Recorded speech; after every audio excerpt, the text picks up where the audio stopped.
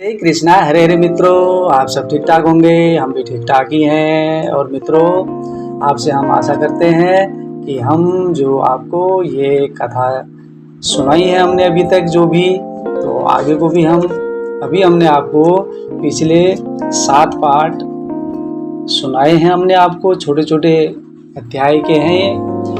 तो आज हम आपको 8वें पाठ की तरफ बढ़ते हुए, तो मित्रों, आप अगर चैनल पर हमारे नए हैं तो कृपया करके आप सब्सक्राइब करें और बेल आइकॉन को दबाना ना भूलें। तो मित्रों, हम आज पार्ट 8 के छोटे से अध्याय पहले को लेकर चलते हुए आप लोगों के बीच में, तो आज का हमारा पाठ है मन में सद्भावनाएं रखें। अच्छा विचार, दूसरों के प्रति उदार भावना, सत चिंतन, गुण दर्शन के दिव्य मानसिक बीज हैं, जिन्हें संसार में बोकर हम आनंद और सफलता की मधुरता लूट सकते हैं। शुभ भावना का प्रतिबिंब शुभ ही हो सकता है। गुण दर्शन एक ऐसा सद्गुण है जो हृदय में शांति और मन में पवित्र प्रकाश उत्पन्न करता है। दूसरे के सद्गुण देखकर हमारे गुणों का स्वतः विकास होने लगता है। हमें सद्गुणों की ऐसी सुसंगति प्राप्त हो जाती है जिसमें हमारा देवत्व विकसित होता रहता है। मनुष्य के उच्चतर जीवन को सुसज्जित करने वाला बहुमूल्य आभूषण सद्भावना ही है। सद्भावना रखने वाला व्यक्ति सबसे भाग्यवान है। वह संसार में अपने सद्भाव के कारण सुखी रहेगा, पवित्रता और सत्यता की रक्षा करेगा। उसके संपर्क में आने वाला प्रत्येक व्यक्ति प्रसन्न रहेगा और उसके आह्लादकारी स्वभाव से प्रेरणा प्राप्त करेगा। सद्भावना सर्व सुख, सर्वत्र प्रेम, समृद्धि उत्पन्न करने वाले कल्प वृक्ष की तरह है। इससे दोनों को ही लाभ होता है। जो व्यक्ति स्वयं मन में सद्भावना रखता है वह प्रसन्न और शांत रहता है। संपर्क में आने वाले व्यक्ति भी प्रसन्न एवं संतुष्ट रहते हैं। मन में सदैव सद्भावना ही रखें। एक सिद्धांत ने सत्य ही लिखा है, शुभ विचार, शुभ भावना और शुभ कार्य मनुष्य को सुंदर बना देते हैं।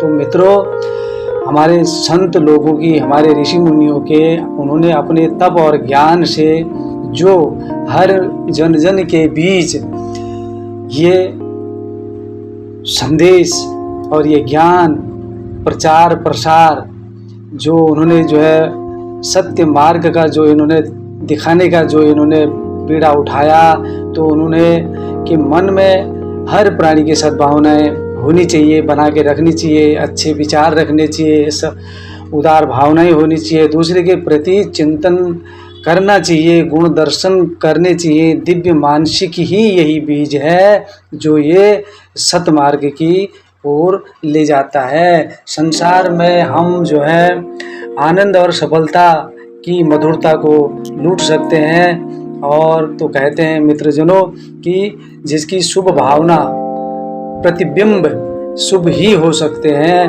गुण दर्शन एक ऐसा सद्गुण है जो हृदय में शांति और मन में पवित्र प्रकाश उत्पन्न करता है। तो सद्गुण देखकर हमारे गुणों का स्वतः विकास होने लगता है। तो मित्रों, हमें सद्गुणों की ऐसी सुसंगति प्राप्त करनी चाहिए कि जिससे हमारा देवत्व विकसित होता रहता है।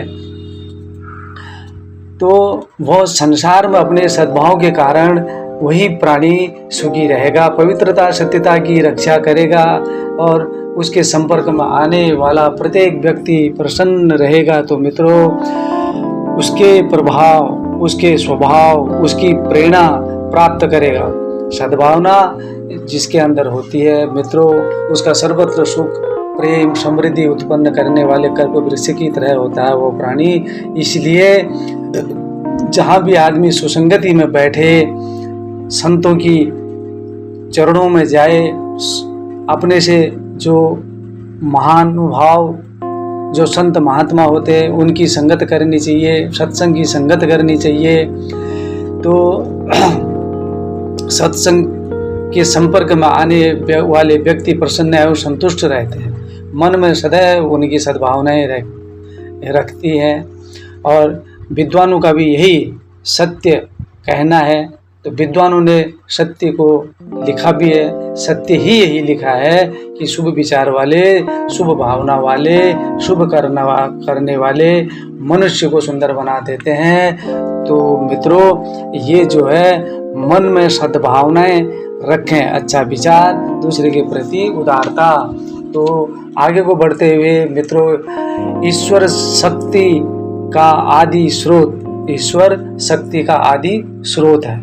ईश्वर हमारे जीवन तथा कर्म का आदि स्रोत है, हमारे हृदय मंदिर में प्रकाश करने वाला तेज पुंज है, हमारे जीवन का प्राण और श्वास है। ईश्वरीय आशा विहीन व्यक्ति उस सूखी पत्ती की तरह है जो विपरीत हवा में यत्र तत्र मारी मारी फिरती है। निराशा और वेदनाएं उसे एक ओर खींचती है तो व्यर्थ के प्रलोभन, लोभ, अतृप्ति दूसरी विपरीत दिशा में आकर्षित करती है। तो मित्रों, ये जो ईश्वर की शक्ति का जो आदि स्रोत है, वो कहते हैं ईश्वर हमारे जीवन कर्म आदि के जो है ये स्रोत है, और हमारे हृदय मन मंदिर में प्रकाश करने वाला ऐसा तेज पुंज है मित्रों कि ये हमारे जीवन और जीवन का प्राण का एक श्वास है। ईश्वरीय आशा विहीन व्यक्ति तो कहते हैं कि सूखी पत्ती की तरह है जो विपरीत हवा में यत्र तत्र मारी मारी फिरती है। जो आशा विहीन होते हैं, जो ईश्वर के प्रति जो विश्वास नहीं रखते हैं, जो आशा विहीन होते हैं जो प्राणी, तो वो कहते हैं गुरुजन कि वो सूखी पत्ती की तरह है जो विपरीत हवा में भी यत्र तत्र जहाँ तहाँ मारी मारी फिरती रहती है, उड़ती रहती है। निराशा और वेदनाएं उसे एक और खींचती रहती है तो व्यर्थ के प्रलोभन, लोभ, अतृप्ति ये दूसरी विपरीत दिशा में आकर्षित करती रहती हैं ये चीज़ें। इसलिए सतमार्ग पर चलना चाहिए। मैं ईश्वर के तेज की एक रश्मि हूँ, ईश्वरीय सत्ता में मुझे अंततः विलीन हो जाना है। मैं जहाँ से जन्मा हूँ वहीं पहुँच जाऊँगा। मेरी आत्मा सत्य चित्त आनंद स्वरूप परमेश्वर का अंश है। मुझ में मेरे प्रभु के गुण ही प्रकाशित हो सकते हैं। अनीति, अन्याय, अनर्थ से मेरा कोई संबंध नहीं। ऐसी अस्तिक भावना मन प्राण में संचित रखने वाला व्यक्ति सदा सर्वदा कमल के समान प्रफुल्लित रहता है। तो मित्रों, वो कहते हैं मैं ईश्वर के तेज पुंज की एक रश्मि हूँ। तो कहते हैं गुरुजन कहते हैं कि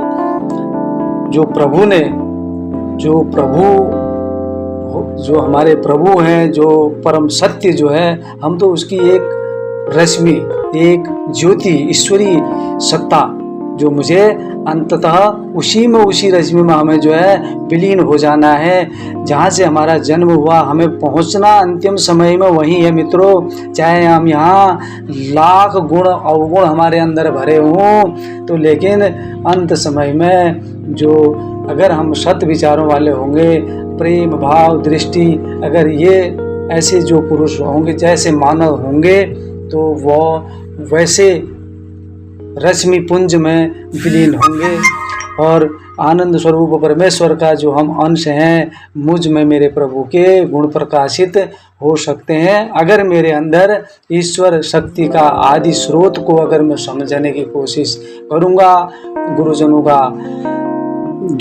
गुरुजनों से ज्ञान प्राप्त करूँगा, तो मैं रश्मि पुंज में विलीन हो जाऊँगा ईश्वरी चरणों में। तो इसलिए कहते हैं अनीति, अन्याय, अनर्थ से जो है अपना कोई भी संबंध नहीं रखना चाहिए। तो अपना जो है मन प्राण रखने वाला व्यक्ति, सदा ईश्वर में विश्वास करने वाला व्यक्ति, हर प्राणी जो है वो प्रफुल्लित रहता है जैसे सर्वदा कमल। संकट में, विपदा में, निराशा के अवसरों पर देवी सत्ता से तादात्म्य आपको वह अंतर्बल देगा जिसके द्वारा आप आंतरिक शक्ति पाते रहेंगे। ईश्वर शक्ति का आदि स्रोत है, उससे हमारी आत्मा को सहन शक्ति प्राप्त होती है। इस अंतर्बल से व्यक्ति सब परिस्थितियों में बाह्य जगत के संकटों से सुरक्षित रहता है। ईश्वर की सद योजनाओं में अपने विश्वास को निरंतर बढ़ाते चलिए। पूजन जप तप भजन संध्या तथा नाना साधनाएं आपको सदा दैवी तत्व से जोड़े रखती हैं। तो मित्रों, वो कहते हैं संकट में, विपदा में, निराश के अवसरों पर दैवी सत्ता को तादात्म्य आपको वह आत्मबल देता। आप जब हिम्मत नहीं हारोगे, कैसी भी विपदाएं आ जाए, कैसे भी संकट आ जाए, कैसी भी निराशा हो, तो दैवी सत्ता एक ऐसी है, आपको आत्मबल ही देते हैं और जिसके द्वारा आप आंतरिक शक्ति पाते रहेंगे। अगर आपका ईश्वर भक्ति भाव में अटूट विश्वास होगा, ईश्वर शक्ति का आदि स्रोत है, उससे हमारी आत्मा को सहनशीलता, सहन शक्ति प्राप्त होती है। तो मित्रों, इसलिए पूजन करो, जप करो, तप करो, गुरुजनों की संगत करो। इसी के साथ हम आगे को बढ़ते हुए ये भयंकर भूलें कदापि ना करें। कुछ चीज़ें ऐसी होती हैं मानव जीवन में जो है, ऐसे भयंकर भूलें कदापि ना करें, जैसे कि हम आपको आगे बताने जा रहे हैं। तो आप मनन करें, चिंतन करें। तो मित्रों, दूसरों को अपनी अवनीति या पीछे पड़े रहने का दोषी मत बनाइए। उन पर अपनी असफलताएं या दुर्बलताएं मत थोपिए। दूसरों के अधिकारों को दबाने से उनको व्यर्थ ही हानि पहुंच जाएगी और स्वयं आपको कुछ व्यक्तिगत लाभ न होगा।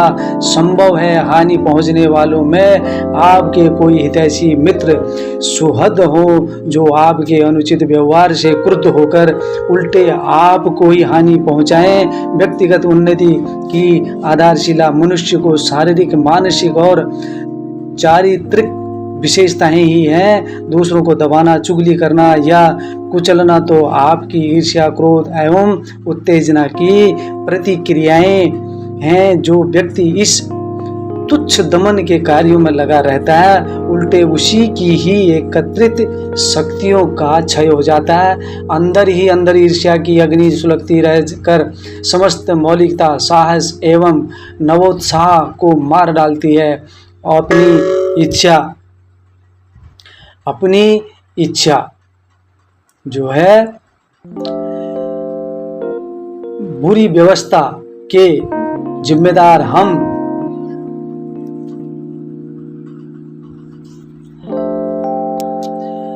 अवस्था जिम्मेदार स्वयं हैं। दूसरों पर व्यर्थ कर कालिमा कदापि करें, स्वयं अपनी उन्नति करें। दूसरों को अपने मार्ग का कटंक कदापि न समझें। जो प्रतिकूलताएं, खराबियां एवं हानियां दूर नहीं की जा सकती। जो तीर हाथ से निकल चुका है, जिसके बारे में आप बेबस हैं, उस पर बैठे बैठे चिंता करना, पछताना, आत्मग्लानि का शिकार रहना, बार बार घूम फिर कर उसी का शोक मनाते रहना, और यह एक भयंकर भूल है। इस चिंता की आदत को त्याग देना ही श्रेष्ठ है। तो मित्रों, ये भयंकर भूलें कदापि नहीं करनी चाहिए। अगर आप सन्मार्ग में, सतमार्ग में, गुरुजनों के वाणियों में अगर आपको अटूट विश्वास होगा, ईश्वर पर आस्था होगी, तो आपको ये चीज़ें कभी भी ईर्ष्या, क्रोध, लोभ, तेज, मोह, उत्तेजना, तो ऐसी दूसरे की जो है बुराई करना, तो ये निंदा चुगली करने से, इन कई चीज़ों से बचना चाहिए। जितना भी है परोपकार करना चाहिए। तो आगे को चलते हुए जीवन यज्ञ के बारे में जो बता रहे हैं गुरुजन लोग, तो इसी के साथ हम आगे बढ़ते हुए मन में सबके लिए सद्भावनाएं रखना, संयम पूर्ण सच्च चरित्रता के साथ समय व्यतीत करना, दूसरों की वो भलाई बन सके उसके लिए प्रयत्नशील रहना, वाणी को केवल सत्य प्रयोजनों के लिए ही बोलना, न्यायपूर्ण कमाई पर ही गुजारा करना, भगवान का स्मरण करते रहना, अपने कर्तव्य धर्म पर आरूढ़ रहना, अनुकूल प्रतिकूल परिस्थितियों में विचलित न होना, यही नियम है जिनका पालन करने से जीवन यज्ञमय बन जाता है। इन व्रतों के धारण करने में सांसारिक दृष्टि से कुछ अभावग्रस्त जीवन रह ही जाता है। वह व्यक्ति विलासिता का उपभोग एवं तिजोरियां भरने में सफल नहीं हो पाता, पर इनका पालन करने पर उसे जो आत्मशक्ति एवं सद्गति मिलती है उसका मूल्य भौतिक संपदाओं की अपेक्षा असंख्य गुना अधिक है। मनुष्य जन्म बार बार नहीं मिलता। 84 लाख योनियों में भ्रमण करने के बाद लाखों वर्षों के उपरांत वह अक्षर हाथ आता है। इसे भी कुकर शुकर की भांति भौतिक प्रयोजनों में नष्ट कर दिया जाए तो यह कोई बुद्धिमानी नहीं है। मनुष्य जीवन को सफल बना लेना ही सच्ची दूरदर्शिता और बुद्धिमत्ता है। हमें इसके लिए प्रयत्नशील रहना चाहिए। मित्रों, जीवन को यज्ञ रूप बनाकर यज्ञ भगवान की शरण में अपने को डालकर हम अवश्य ही अपने जीवन लक्ष्य को प्राप्त कर सकते हैं। तो मित्रों, गुरुजनों की यही वाणी है, जन जन तक पहुंचाने का यही उनका जो है सन्मार्ग है कि मन सबके लिए सद्भाव रखना चाहिए। हर प्राणी का ये परम कर्तव्य है। अगर उसको मोक्ष मुक्ति मार्ग पर अगर उसको अपनी मुक्ति चाहिए तो उनको जीवन यज्ञ में ये जीवन भी एक यज्ञ के समान माना गया है। इसको जो है किसी के प्रति अपने कर्तव्य पर अड़ुर रहना जो प्राणी रहता है, अनुकूल प्रतिकूल परिस्थितियों में जो आदमी विचलित नहीं होता, यही प्रकृति का नियम है, यही विधि का विधान है, उसका जीवन तो यज्ञमय बन जाता है। तो मित्रों, इन व्रतों के धारण करने से सांसारिक दृष्टि ये भी एक व्रती होते हैं, ये भी एक उपवासी होते हैं, ये भी एक यज्ञ होते हैं। तो इसलिए तो मित्रों, गुरुजनों का बार बार यही उनका जो है यही ज्ञान आगे को प्रचार प्रसार, अपने सनातन धर्म को आगे को जो है जन जन तक पहुंचाने का कार्य जो गुरुजनों ने किया है। और ये ग्रंथों के द्वारा, इन पुस्तकों के द्वारा तो जो है ये हम सभी का, आपका जो है परम कर्तव्य बन जाता है कि जन जन तक जो है हम इसको पहुंचाने का पूरी जो है अपने तन मन धन से जो है पूरे प्रयत्नशील रहेंगे। मनुष्य जन्म बार बार नहीं मिलता मित्रों। ये 84 लाख योनि जब भोगते हैं तब जाकर के कहीं पर ये दुर्लभ जीवन मिलता है। और इसके उपरांत भी हम जो है एक दूसरे से जो है कीटाशाही, एक दूसरे की निंदा चुगली, एक दूसरे को बरगलाना, ये चीज़ करना, धन के पीछे दौड़ना। तो जीवन व्यापन करने के लिए धन की आवश्यकता भी होती है मित्रों। लेकिन जहाँ प्रेम होगा, जहाँ भाव होगा, वहाँ जीवन भी है, यज्ञ भी है। तो अपने कर्तव्यों का निर्वहन करते हुए इस यज्ञ रूपी जीवन को बनाकर यज्ञ भगवान की शरण में अपने आप को डालकर हम अवश्य ही अपने जीवन लक्ष्य को प्राप्त कर सकते हैं। तो मित्रों, ऋषि मुनियों का, तपस्वियों का, हमारे सनातन धर्म का, हमारे ग्रंथ पुराण जो भी जो है, हर जो भी कोई मजहब है, जितने भी है, हर मजहब कोई ये नहीं सिखाता कि जो है दूसरों से जो है घृणा करो, ईर्ष्या करो, राग द्वेष रखो। सब जो है उसी के बनाए हुए हम हैं। पंच तत्वों का ये शरीर अपने जीवन काल में जितने यज्ञ हो करें, जितनी सेवा हो उतना कर सकते हैं, जितने यज्ञ हो, जितने पुराण हो। तो जन जन को जो है सन्मार्ग पर ले जाने का हम सभी का परम कर्तव्य बनता है। तो इसीलिए हमारा आज का 8वां अध्याय हम यहीं पर विराम देते हैं। अगले अगली वीडियो में हम आपको अगले 9वें पार्ट की तरफ लिए चलेंगे। तो मित्रों, तब तक के लिए खुश रहें, आप पढ़ें, मनन करें, चिंतन करें, आगे को जो है शेयर करते रहें, अपना प्रेम स्नेह यूं ही बनाते रहें। तो मित्रों, कमेंट बॉक्स में अपने सुझाव लिखते रहें। धन्यवाद। श्री राधे कृष्णा, हरे हरे।